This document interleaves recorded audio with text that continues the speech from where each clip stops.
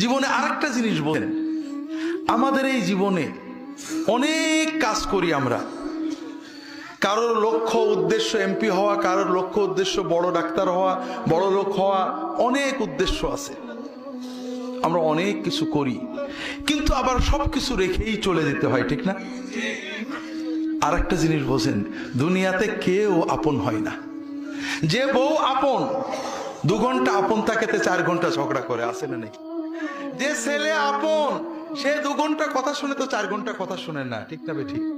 যে ভাই আপন, সে ভাই 2 ঘন্টা আপন আর 2 ঘন্টা পর। যে বাবা আপন, যে সবচেয়ে আপন মা আপন, সেও দেখা যাচ্ছে আরেক ভাইয়ের কথা শুনে পর হয়ে যায়, হয় না? হয় না হাজেরিন, দুনিয়াতে কেউ 16 আনা আপন হয় না। আমাদের এই জীবনটা পরকে আপন করার, মানুষকে খুশি করার জন্য একটা সংগ্রাম। ছোটবেলায় বাবা মাকে খুশি করার চেষ্টা করেছি, পারিনি, কত মারছে, ঠিক না ঠিক?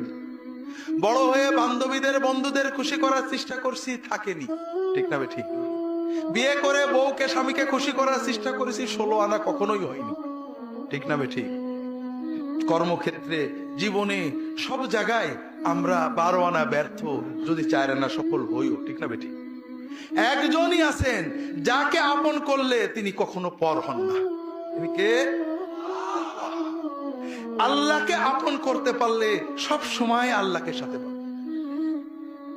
যদি আল্লাহকে আপন করে নিতে পারেন, আপনার বিপদে আপদে কষ্টে দুঃখে সব সময় মনে হবে আল্লাহ আপনার সাথেই রয়েছে।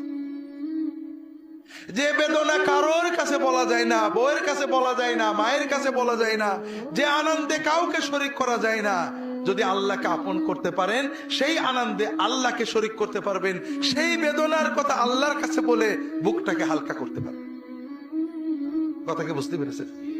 কাজেই ভাইরা, আসেন না সবাই নিয়ত করি যে এত সহজ কাজ আমরা নিয়ত করলাম, আল্লাহ আমার বাকি জীবন যতটুকু আছে, 1 দিন হোক আর 100 বছর হোক, আমি তোমার ওলি হওয়ার চেষ্টা করব। আল্লাহ তাআলা সকলের নিয়ত কবুল করে নিন, আমিন।